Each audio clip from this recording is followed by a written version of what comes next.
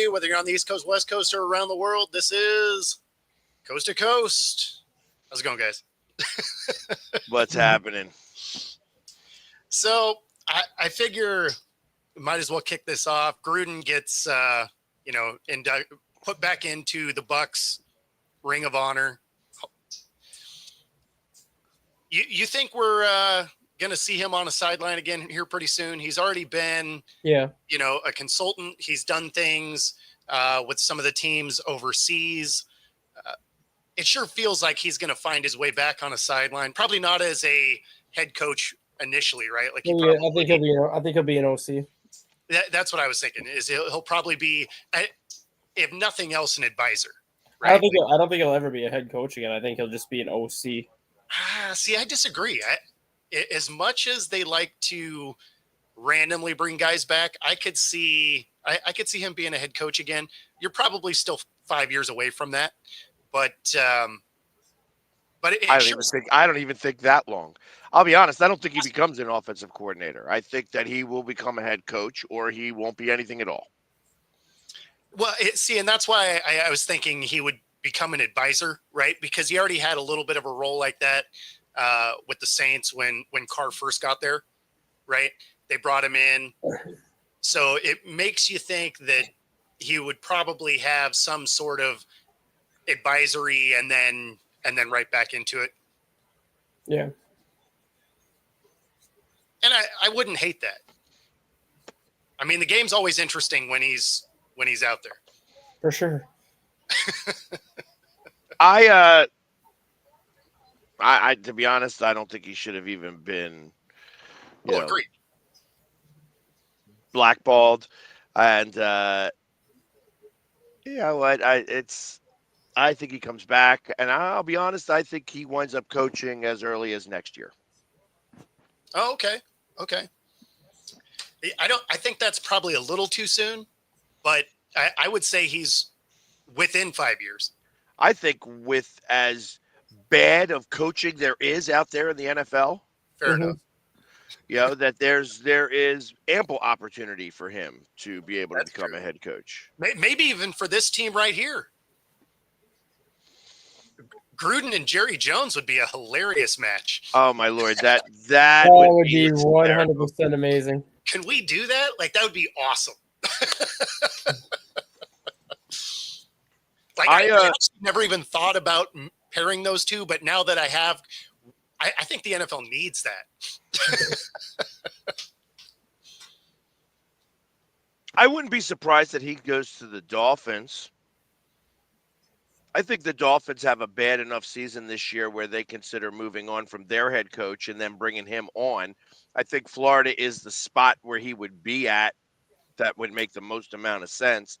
Obviously, I don't think Tampa, although there could be the reason why that Tampa is putting him back in the Ring of Honor, because that's a way of saying, hey, you're on a hot seat. If you ain't doing it, then I know you'd love to have him, Joe. I know he would actually make the culture different. I could see him going to the Giants too if Brian Daboll gets let go. See, I could see that. I don't see him in New York at all. You don't? Yeah, I don't know. I think for the entertainment value, I could see it. Well, if we were the, if we were the ones bartending to get to make all the concoctions we want, that's what I was saying. Jacksonville's also a spot. However, I think that they're going to be stuck with their coach for a couple of years, so that would make it a couple of years away. Which would fit my timeline a little bit. A little bit more. I wouldn't be surprised, the Chargers just got a new coach, right? Like, that was 2 years ago. That's it. The Rams, McVay, no, I don't see them getting rid of him either. Cleveland, if Stefanski's not around much longer. No, he's not going to Cleveland. Cleveland is not a spot that he would go to. I'm more so looking at it in terms of whoever drafts a young quarterback this year. Gruden has always been really good with young quarterbacks, which is why I brought Cleveland to mind, which is why I brought the Giants to mind. Tennessee could work. Potentially Tennessee, depending on how long they stick with Brian Callahan. They're like those three teams are going to have a quarterback in the first round this year. Where if they move on from their coach, Gruden would fit that because he does really well with young quarterbacks. Yeah, sure. but I think he'd want to choose his quarterback. They still So- might let him. Yeah, but they're not going to fire the coach now. Tennessee's just had what? That's his first year as Yeah, coach. this will be his second year. So if the time frame of him becoming a head coach, let's just say it's 3 years. If Sure. Brian Callahan is in Tennessee for 2 more years and Tennessee doesn't improve, they probably move on from Brian Callahan. You bring in John Gruden. He's probably drafting a quarterback that first year, depending on where Tennessee picks. Same thing with the Giants. Like Brian Dable, I think was bailed out last year because of the Saquon Barkley situation.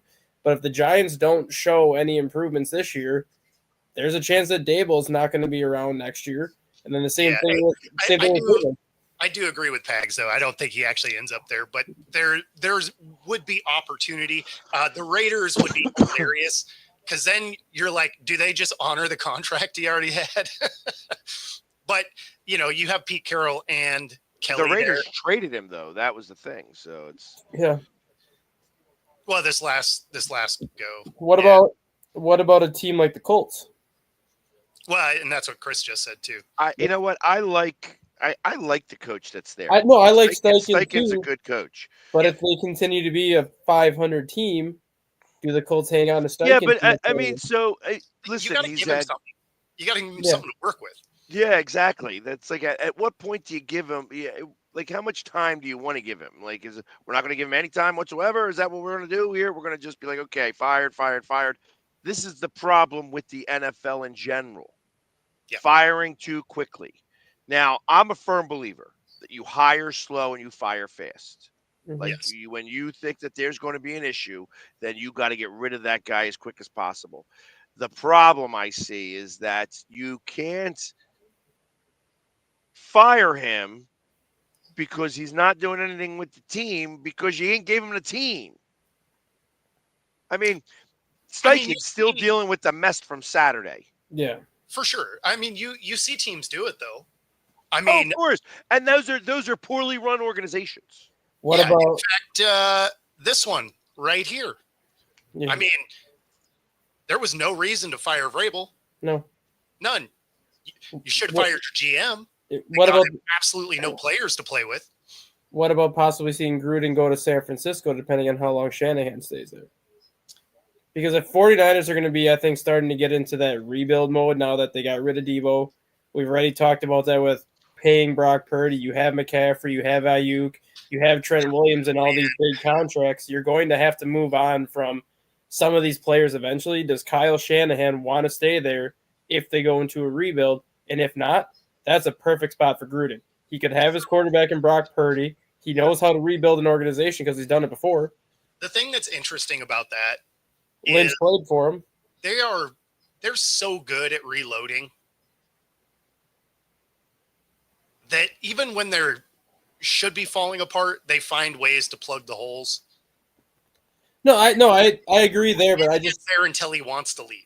That's what I'm saying. I don't know if Shanahan's going to want to be there long term. Like if he leaves in a couple of years, knowing that John Lynch played for John Gruden in Tampa, that's the only thing that I think is could be that could be a fit right there because they know each other so well.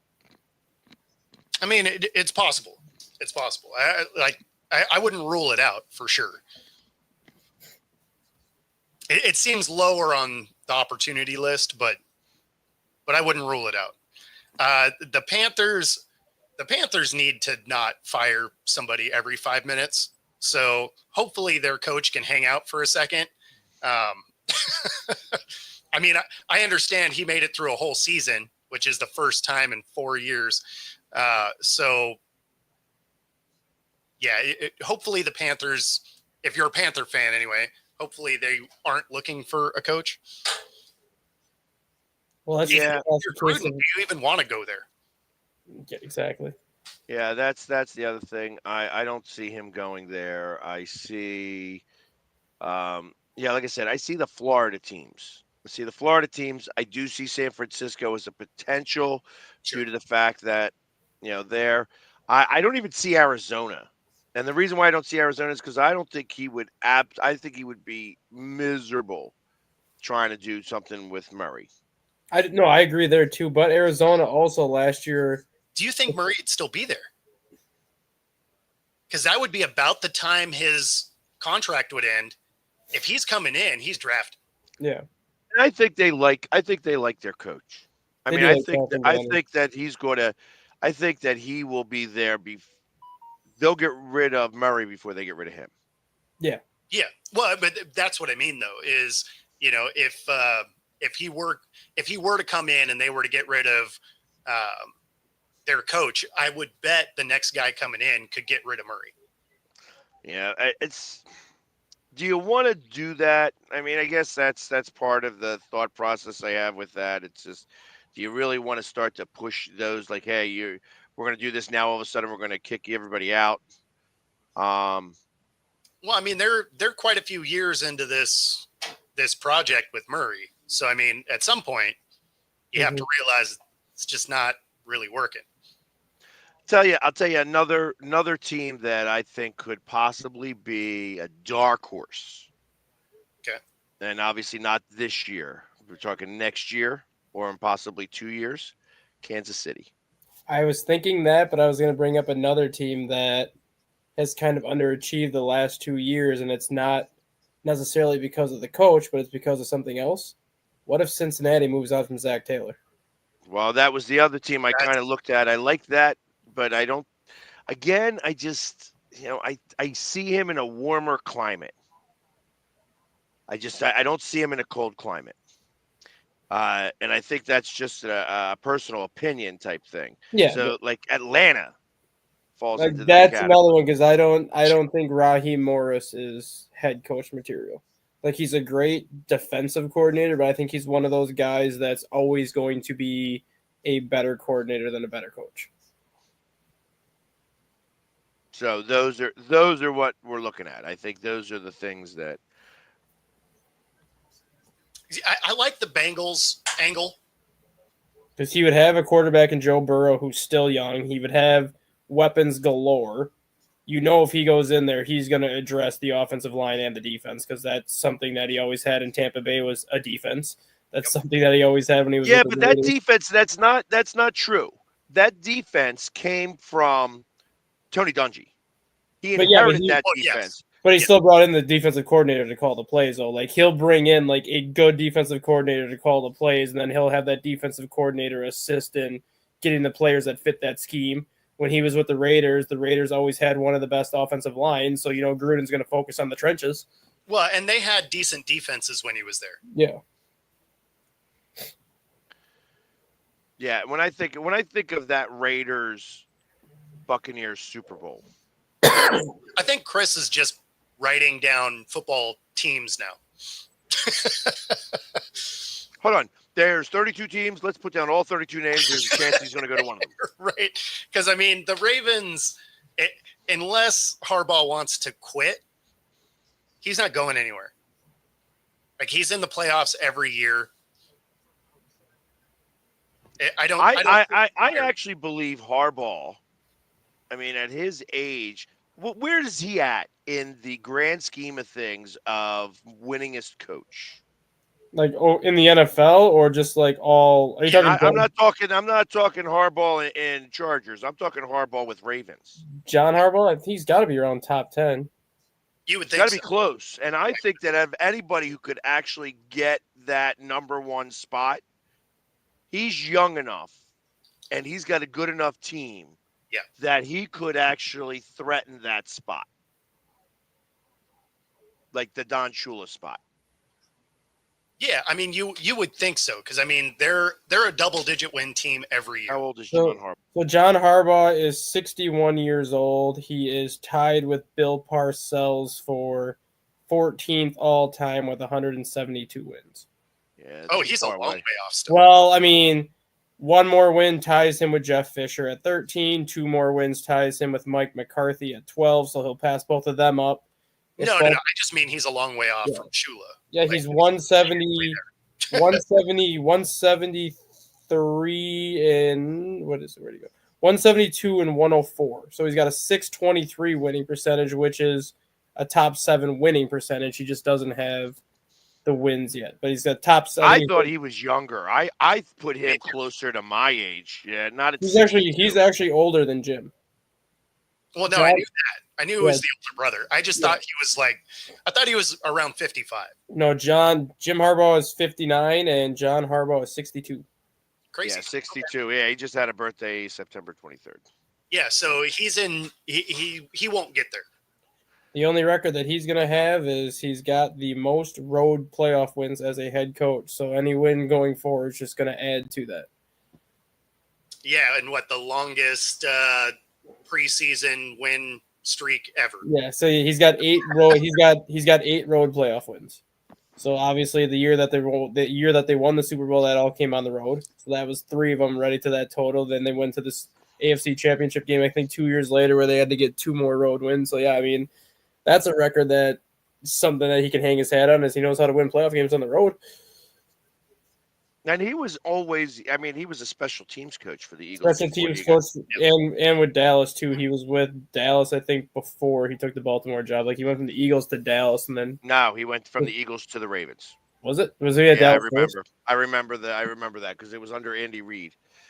The Andy Reid tree, Crazy. that branch of that tree is Right. amazing. When you think of like all the branches, now obviously he came from Holmgren, which really originally came from Mhm. who was it over at the 49ers? The coach who coached. Walsh. Yeah. Yeah. So that's all under the Walsh tree. But the Andy Reid portion of the Walsh tree God. is a monster. Like Yeah. that's the main artery, probably is now the trunk. You could really call that the trunk of the Well, I mean, tree. you look at it, you think of, obviously Don Shula is still considered the greatest coach of all time. But then you look at the coaches that we've seen in our generation. Bill Belichick, Andy Reid. Like those are coach number 2, coach number 3 all time. You look at both of their coaching trees. Only one coach out of the Bill Don Belichick Shula coaching tree. only one coach out of the Bill Belichick tree has actually had any relative success, and that was Mike Vrabel with the Titans. Every other coach that came out of that Belichick tree, whether it be Matt Patricia, Josh McDaniels, Gerard Mayo, like No, they've all fallen flat. And then you look at Andy Reid's coaching tree. Matt Nagy did not have a ton of success, but he still won 12-4 in his first year in Chicago. And he still ended up with a winning record in 4 years in Chicago, despite having 2 straight losing seasons after that 12-4 year. So Matt Nagy didn't do terrible. A lot of the coaches that come from that Andy Reid tree have instant success, or if they don't have the instant success, they're now at a level where they have sustained success, like John Harbaugh. So And Don quite a few of them have rings. Don Shula's tree only has like Bruce Arians falls into the Don Shula tree. Yep. Which he was a good coach. Bill Cowher, Yep. Mike Solid. McCarthy, Yep. Wade Phillips, Yep. Okay. Art Shell, Hugh Jackson, and Tony Sperano. So about So not amazing. 4 good ones and then 4 subpar ones. Well, and the 4 good ones they're good. They're not great. Yeah. I'd say Wade Phillips is a great coach. He was always a great defensive coordinator. When he had that opportunity in Dallas, he was a good coach in his couple of years in Dallas. And even when he was with Buffalo, he had a couple good years in Buffalo, especially when they were going to the playoffs in the late 90s. But I just don't think he's had enough. I think he deserved more opportunities to be a head coach outside of the ones that he got. Yeah. I mean, what his last coaching job was in the UFL, right? He's still a head coach with the Brahmas in the UFL. Huh. And when I look at Andy Reid's coaching tree, you got John Harbaugh, Sean McDermott, Doug Peterson, Todd Bowles, Brad Childress, Steve Spagnuolo, Leslie Frazier, Pat Shurmur, Matt Nagy, David Culley. That's the main portion of his tree. Now I want to check out because it's when I think of these coaching trees, when was the last time a new tree really got started? Sean McVay. That's who I was thinking of, Sean McVay, and then you could, in theory, you could think about It's really Nick Sirianni right now has yeah, got his own it's tree started, it's and that's sprouted technically up pretty good. the Sean McVay tree is technically the Mike Shanahan tree, just because it's a lot of Shanahan's principles that Sean McVay is taking over because he See, and was when you go to Shanahan, I think of the coach of Washington. Mike Shanahan. That's No, the guy before him. G. No, he now runs He's talking NASCAR. about- you're talking Joe Gibbs. Yeah. The Joe Gibbs tree. So, But with Sean McVay though, Sean McVay was under Kyle Shanahan or Mike Shanahan, so a lot of his principles, I guess you could say, are the Mike Shanahan coaching tree. But you just look at how many assistants that Sean McVay has turned out the last 4 or 5 years that have had shots at the NFL, like Kevin O'Connell being the top one of McVay's assistants and just had instant success. Now you have his coaching tree. Same thing with Sirianni, where Steichen and Gannon haven't had a ton of success yet, but at least Steichen's got the Colts competitive. At least Jonathan Gannon has the Cardinals competitive after just 2 years. Yeah, I mean, being part of the Gibbs tree isn't a bad thing.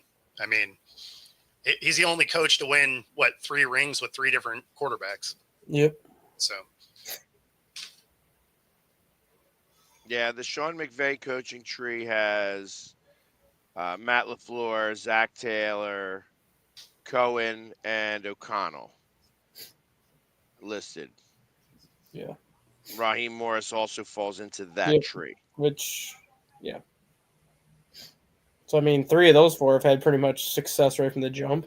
Yeah, and then let's check out, just because now since we're checking out all these trees, Bill Belichick.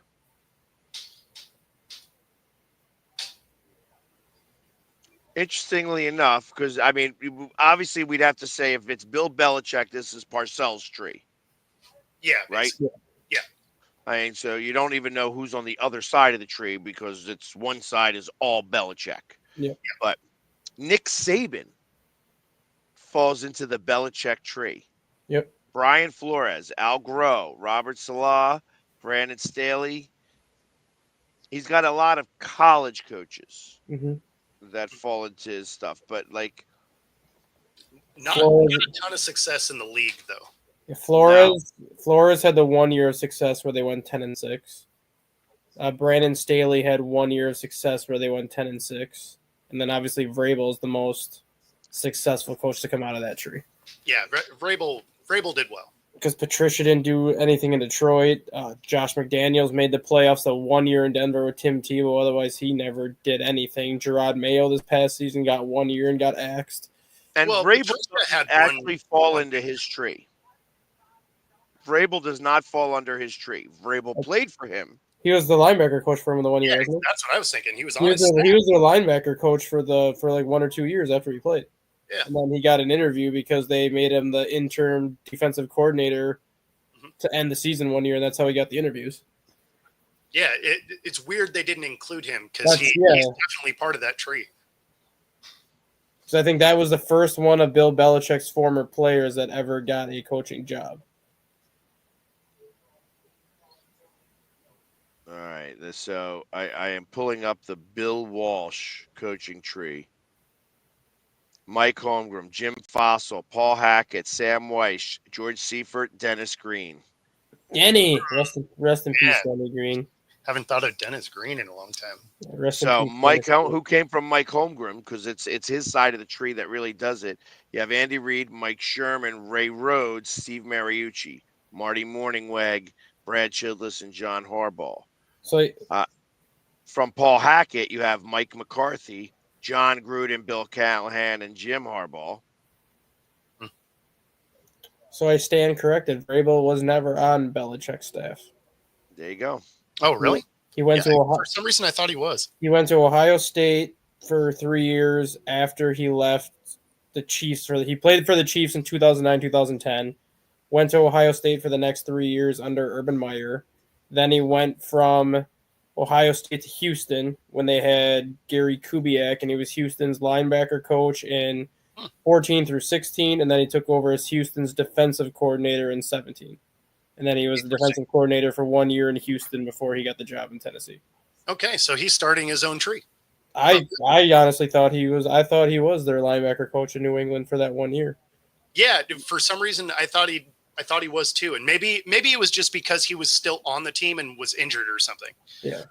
Because So, I remember seeing pictures of him with a headset on. Yeah.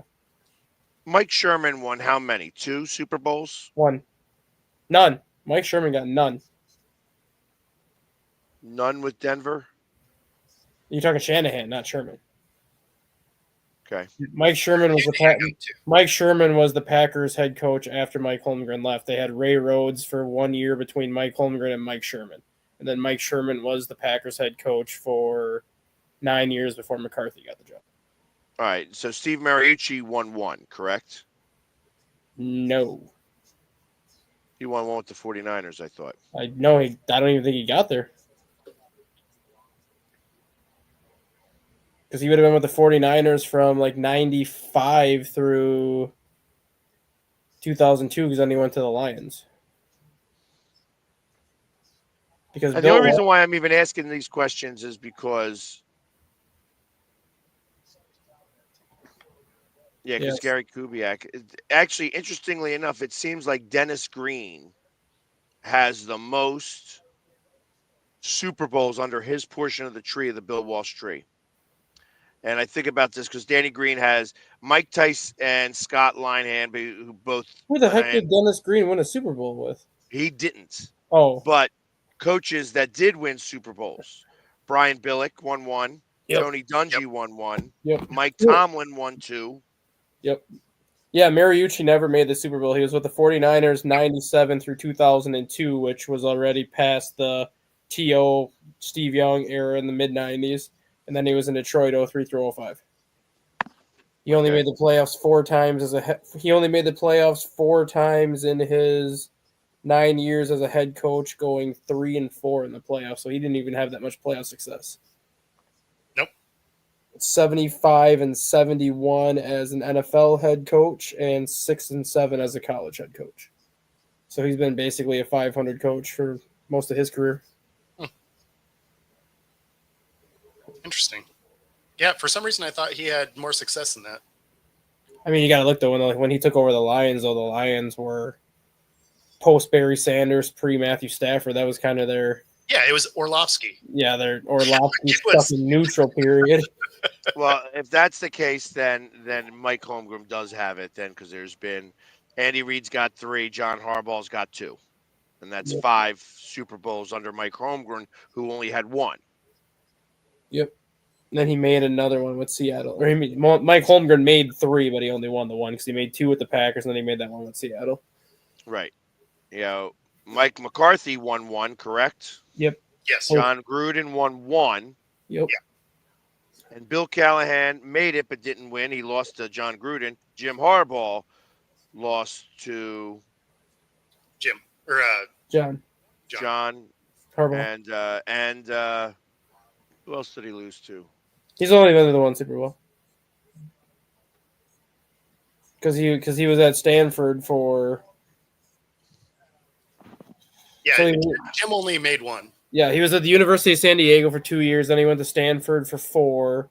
Then he came to the 49ers for 4 and got to that Super Bowl. Then he went back to college at 8 years at Michigan. Yep. And now he came back. He's only in that 1 Super Bowl. He went 12. His first 3 years with San Francisco, he went 12-4, 12-4, 12-4. Made the NFC Championship twice. Got to the Super Bowl that 1 year and lost. Yep. Okay. Because that's when he had Kaepernick. Did Jack Del Rio ever make it to the Super Bowl as a head coach? Got to the AFC Championship game the 1 year with Blake Bortles in Jacksonville when they lost to the Patriots in, 2016, 2017? Same thing. Lovie Smith made it 1 time to the Lovie Super Bowl. Smith, yep. That was with Urlacher as the Urlacher and Rex Grossman as the quarterback when they lost to Peyton. Right. Mike Smith, I don't even know who. Mike Smith, Atlanta Falcons, old head coach. He made the Super Bowl in 2017 as their. Nope, not 2017. So it would have been Dan Quinn's year in 2017. No, it wasn't Mike Smith. It might have been Mike Smith that made the Falcons Super Bowl over Dan Quinn. No, wasn't that? Well, Shanahan was, He was the OC. offensive coordinator, so it might have been Mike Smith that was the coach. Because I always equate Shanahan to that, but I Nope. know that he wasn't the Nope. coach. Mike Smith was coach from the Falcons from 2008 to 2014, so it would have been Dan Quinn that got him in the Super Bowl. And Brian Billick didn't make it to a Super Bowl. Brian Billick did make it to the Super Bowl. He won it with the Ravens the Yeah, first he time. won with when the Ravens. the Ravens defense. So the back Ravens have 2, right? Not Yeah, 3. Nope, 2. One with Harbaugh, and then the one with Billick. I thought, okay, so the first one was with Billick. That's when they had the Ray Lewis defense and Ed Reed and everybody else. Well, I was going to say the Ray Lewis defense I remember is because they gave him the MVP, but they gave the quarterback the trip to Disney because Ray Lewis was going through the I just killed somebody and got away with it. Yeah, is the Trent Dilfer let you know you don't have to have the man at quarterback and still win. Yep. That's interesting how all that falls into play, and that's just the Bill Walsh tree. So I'm trying to think of like the Parcells tree would be the other one that I would really probably want to check out, like how Bill Parcells, which I got to imagine is probably a lot bigger than I suspect. Yeah, I would bet that there's quite a few on there. And Joe dropping the Tom Landry tree. All right, here's all his. Palmer and Peyton all come from Bill Parcells. So Belichick, then Crennel, Saban, Mangini, McDaniels, and Schwartz. Then you have Sperano and Haley, and then you have Mike Coughlin. Okay. Also came from his, and that's where you get Petrino, Spagnola, Gilbride, and Giron. And then you have the Groh, Crennel, Handley, Fossil. Like, so he's got in essence 5 branches, the Belichick being the largest one. But yeah, and then Sean Payton's obviously got the 1 Super Bowl with the Saints. Yeah, Coughlin has the 2 with the Giants. I mean, you could say with Nick Saban having all the success in college, I mean, that's another successful coach that came out of that. I mean, Coughlin came pretty close with the Jags too. Yep, and Coughlin's got the 2 with the Giants, 2 Super Bowls. Yeah, those first years with the Jags were impressive, actually. Yeah, it's interesting when you go look at some of these trees, how many different branches come off of this. Like it's just interesting to kind of see all that stuff. And it's only in football that we even do this. True. You know what I mean? Like we don't say, "Hey, who came off of the baseball coaching tree?" Because baseball, because in football you have coordinators. You have like an offensive coordinator that runs the offense. You have a defensive coordinator that runs the defense. You have special teams. You have linebackers, coaches, everything else. Baseball, you have a manager and a bench coach. Yeah, and they don't cultivate the next guy. No, they have hitting coaches. They have pitching coaches, but it's not like they're really doing anything on game day. They're sitting in the dugout, and then if they have to go talk to the pitcher, they walk out to the mound, or if they have to talk to a hitter between bats, they grab the iPad and hand it to him and be like, look at what just happened here. It's not like a coordinator in the NFL where you're constantly interacting with the head coach, you're interacting with the players. Like you're doing everything that a head coach would do. You're just in charge of like one specific group as opposed to the head coach is in charge of. Well, I mean, that's a position group though. That would be like a quarterback's coach. I mean, some of those guys do make it. Right, like some of them do elevate themselves to a head coach, but I mean, there is a distinct difference. Obviously, football coaching, they are trying to cultivate talent, where baseball coaches don't really seem to do that. And even the NBA, outside of Greg Popovich and maybe Phil Jackson, there's really not too many NBA coaching trees. It's usually like a bunch of guys that you find. Some of them are found in the international level. Some of them are just within an organization, and like start with Pat Riley and then move like with Eric Spoelstra. He came in as a video assistant for 5 years under Pat Riley. Then Pat Riley bumped him up to one of his assistants his final year. Then Spoelstra got the job. But you don't have like a guy that's like, oh, Popovich, he turned out this coach and this coach and this coach and this coach. He's like the only one that's in our era that's even turned out multiple NBA head coaches. So I think he's had 4, maybe 5 of his assistants become head coaches. And one of them was obviously Becky Hammonds, who is one of the more successful coaches in the WNBA. That's an interesting one. They say that Jim Mora came from Steve Mariucci, and I think that's wrong. I think Jim Mora was a much better coach well before Mariucci became a coach. Jim Mora, the old Seattle quarterback, and Playoffs. that Playoffs. His dad. Yes. Right. Yeah. 89 playoffs. Yeah, the Mora that came to Seattle was here for a year and then flamed out at UCLA, I believe. See, I think of Jim Mora. So, and I know Jim Mora from back in the USFL days when he brought the Philadelphia Stars to 3 championships in a row. Like, I mean, he wasn't even a head coach he was a head coach for the Saints for 11 years. Yeah, he did the Colts Saints, and then I think for the Colts, because it was with the Colts. Playoffs, yeah. Playoffs. I wish they wouldn't cut off that clip though, because he finishes it with playoffs. I just hope we win another game. Exactly. We didn't do diddly poo. Exactly. He was great at the one-liners and stuff like that. He was always good for that stuff. Same with Buddy Ryan. Yes. And I tell you, Buddy Ryan, the one thing I will say about Buddy Ryan is that he was an amazing players coach. Yes. And he was the coach of the Eagles during the strike. And that's what started the whole monster rivalry between him and not Bill Parcells, Tom Landry. Because Tom Landry ran the score up on him during the strike because half of Dallas crossed, and he told the Eagles, he said, listen, cross or don't cross, but do it as a team.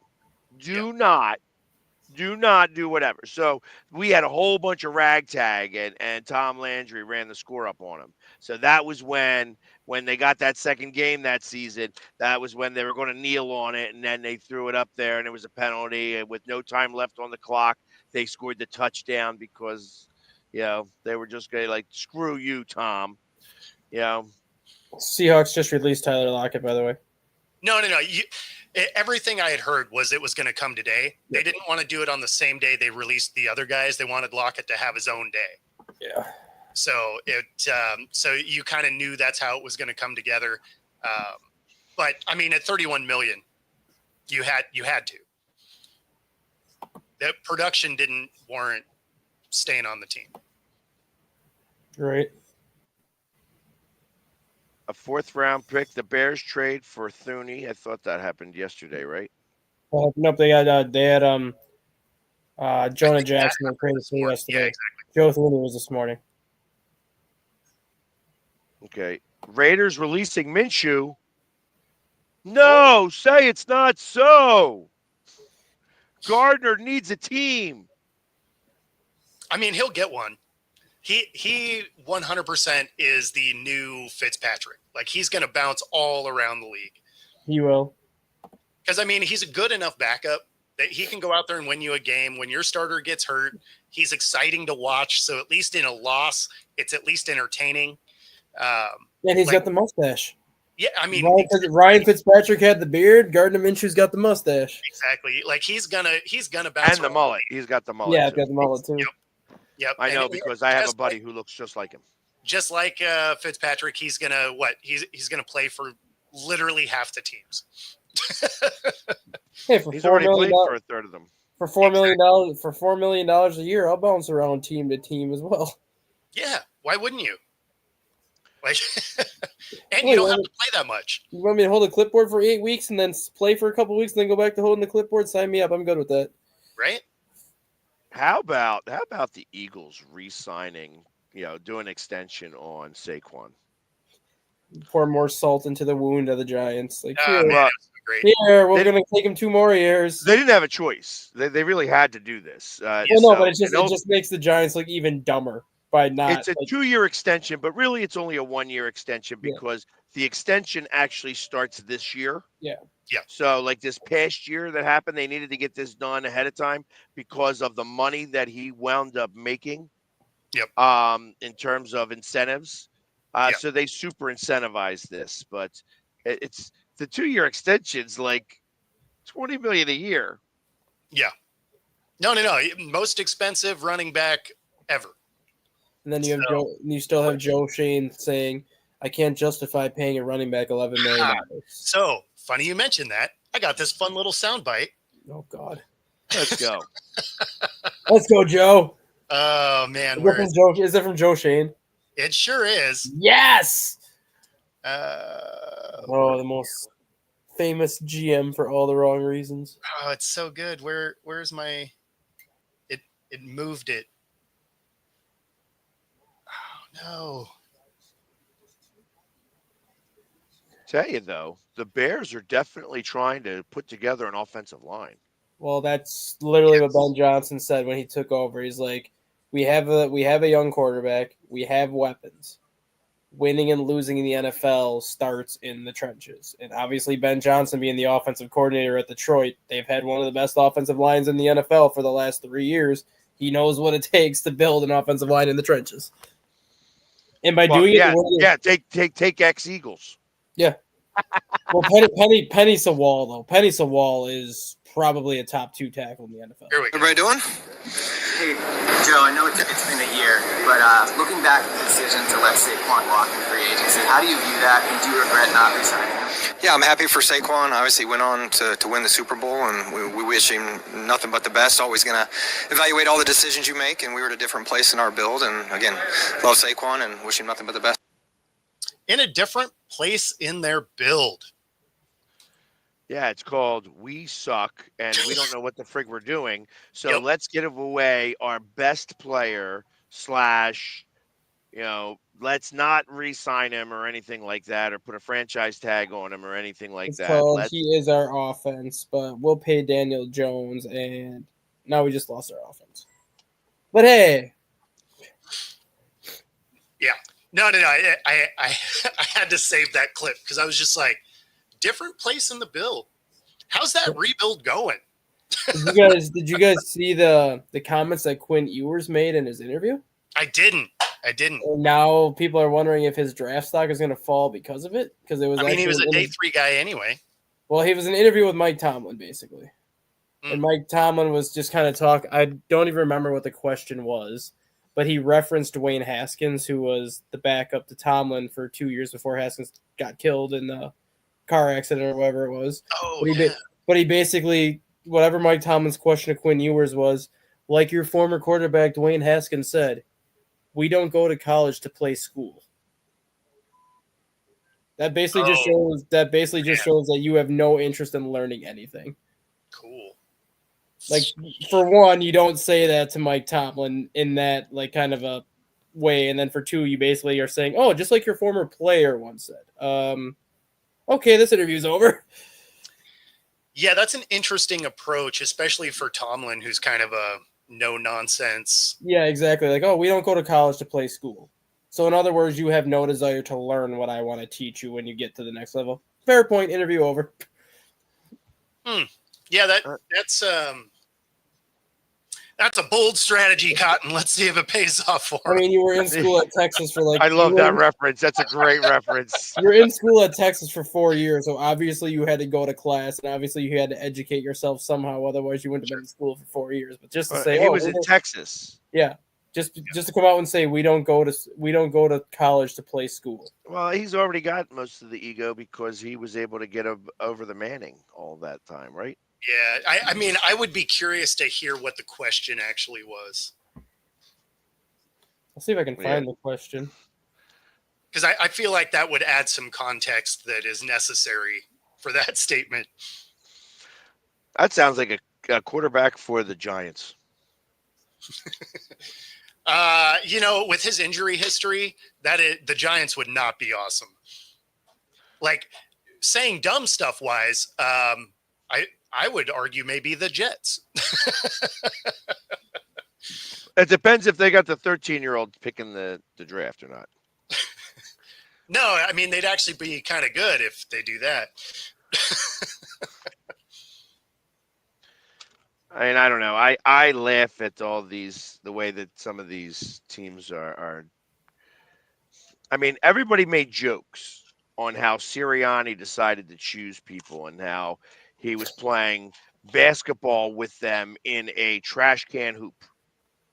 You know what I mean? Like, we're going to play horse and we'll see how many papers we could crimple up and make it. Who's going to win the horse game? It's like Will Smith once said, in West Philadelphia, born and raised on a playground is where he spent most of his days. That's what Nick Sirianni brought to the table. Yeah, but Nick Sirianni, and now he's been to 2 Super Bowls. I mean, that's And won one. I mean, that's a big. I mean, think about that. There's only been. I mean, what did they say that there were like 3 coaches that went to 2 Super Bowls in their first 4 years? Belichick being one, and no, because you got to take his Cleveland days out of the equation. Because he was in Cleveland and didn't do anything. Yeah, I think like McVay is one of them. McVay would, probably, because he lost in 2017, 2018 he lost or Yeah, whatever. but he and then wasn't a won. rookie then, so That was his second year, because the first year was the year that the Eagles won. No, his first year would have been. how many coaches have 2015. been to 2 Super Bowls in their first 4 years? Belichick is the only one that I can think of, like 2 in his first 4 years with New England. But if you're counting his time in Cleveland, it well, wouldn't have been 2 if years. you're just counting with a new team, then Pete Yeah. Carroll falls in that. Yeah. Nope. Joe Gibbs, Mike Tomlin, and Nick Sirianni. That's Oh, it. that's right. Okay, Because so you Tomlin are would, saying rookie then, not. Tomlin would have lost to the Packers in the first one, and then he would have came back and beat the Cardinals in the second one when they had Carson Palmer. Both Gibbs and Tomlin were 1-1. Yep. How about that? Because Tomlin lost the first one, and then they came back and won that second one on that San Antonio Holmes tiptoe catch with like 20 seconds left or whatever it was. That was the one that you feel like that they gave it to them instead of Arizona. That was the Seahawks one was Yeah. the one they really Super gave Bowl them. 40 XL. Yeah, that's in right. Detroit. Because they wanted the bus to have a ring. Yeah. Yeah, I remember. Like the officiating was so suspect in that game. And the worst part is the Hawks actually still had the ability to win that game. Yep. Like it's not like it was some blowout. It was still really close. They had opportunities even to overcome bad officiating. So Yeah, and I think it had the Eagles beaten the Cardinals, they would have beaten the Steelers. The Steelers I didn't think the Steelers were even that good that season. I thought Arizona was going to run them over. Like they were playing fantastic that year. Right. But I actually thought Fitzgerald was going to single-handedly win that game for them. The funny thing is, not a lot of people know this, just because he didn't make the playoffs a ton compared to like guys like Randy Moss or Jerry Rice or some of those other guys. But Larry Fitzgerald is the all-time leader in NFL history for the average receiving yards per game in the playoffs. But that does not shock me. Like he averages like 117 yards per game in postseason history. I think he's one of 2 guys that average over 100, but he's like the all-time leader in yards per game in the playoffs. I mean, that guy's catch radius was ridiculous. Like if the ball was close, he was catching it. Look at that game against Green Bay where it was like, 45-39 in overtime. He had almost 200 yards receiving just in the second half. Yeah. And in the overtime. Yeah, as soon as he made that transition into the slot role instead of being on the outside, I mean, talk about a complete change of his career. yeah, And he's the definition of like loyalty. Like he could have had multiple opportunities to leave Arizona late in his career to try to get to a team that could win him a ring, but he stayed put. And even after They even encouraged him to.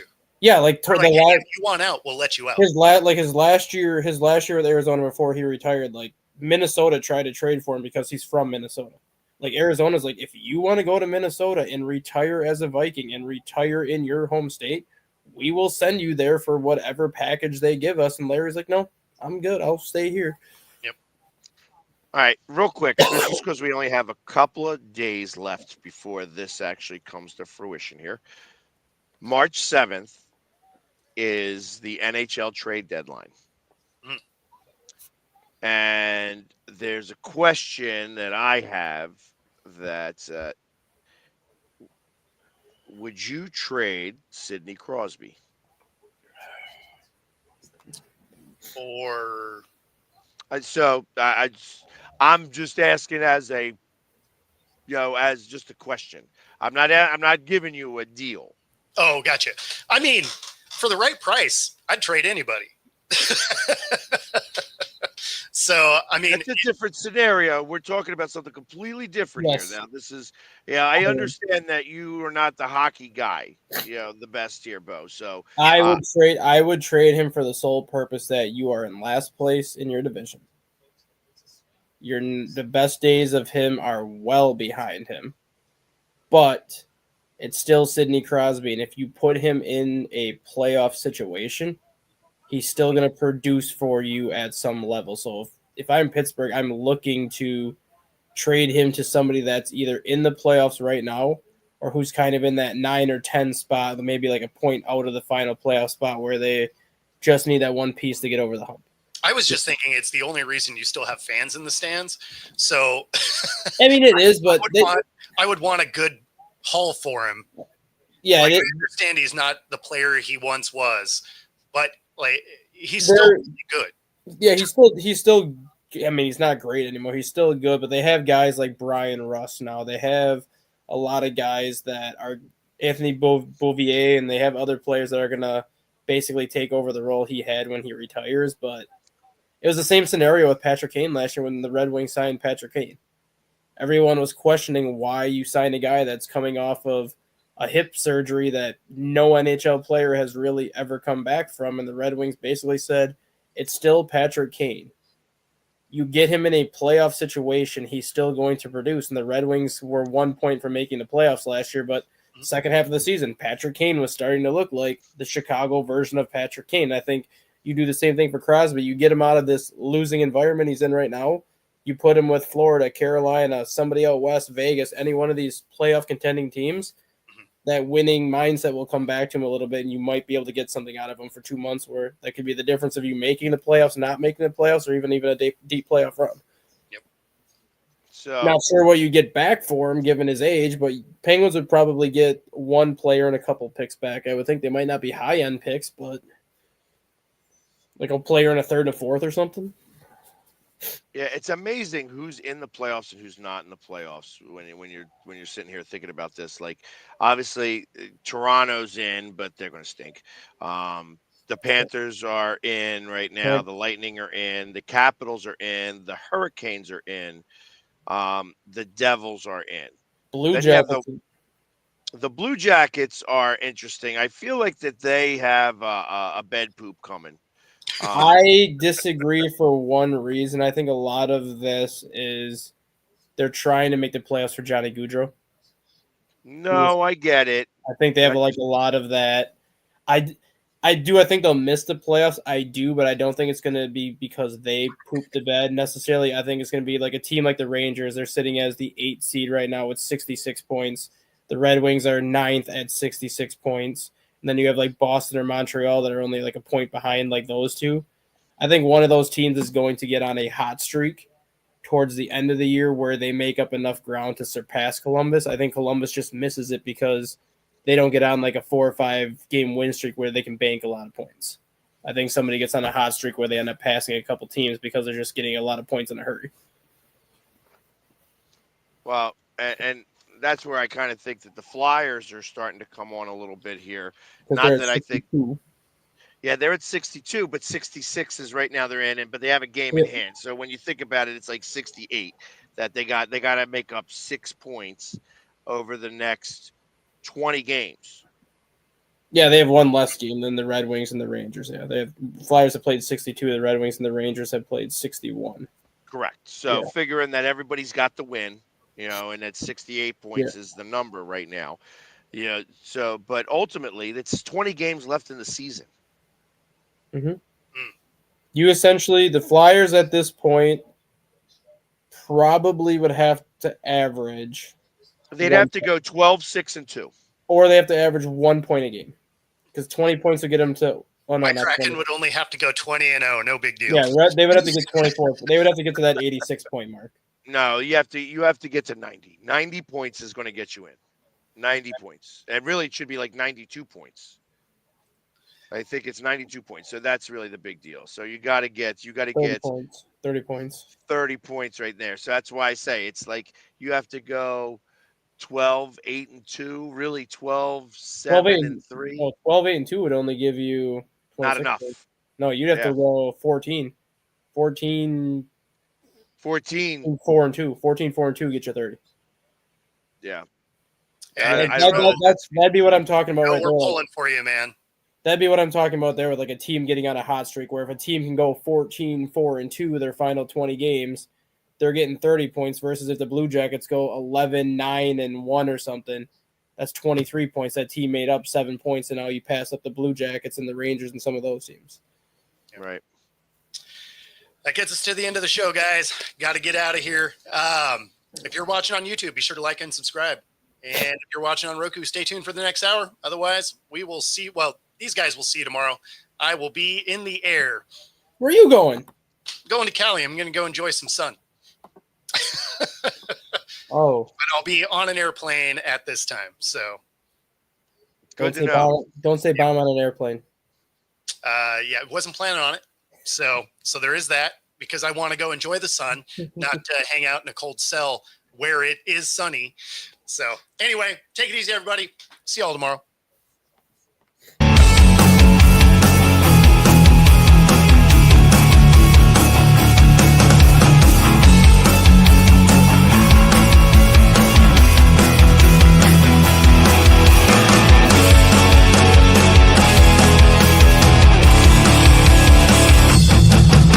Introducing National Streaming Sports, live and on-demand sports talk programming that you can access 24/7. For the premier sports talk experience, tap into our Roku channel. Start your mornings with Mac and Jack covering all the weekend sports action. Then pour a cup and enjoy all the sports you can drink on the Coffee and Sports podcast. At midday, talk sports from east to west on the Coast to Coast podcast. Followed at night by some hot girl talk with Prim and Proper Sports featuring Sonia Pearson. Talk boxing on the Gloved Fist. Yankee fans tune in for Start Spreading the News. And there's more on the College Sports Huddle and Sports Scope with Robert Butler. There are 20 podcasts in all and 70 weekly shows, giving us a 3.4-star viewer rating. To find us on Roku TV, search for National Streaming Sports on the Roku search bar. Click on the logo and you're in. National Streaming Sports.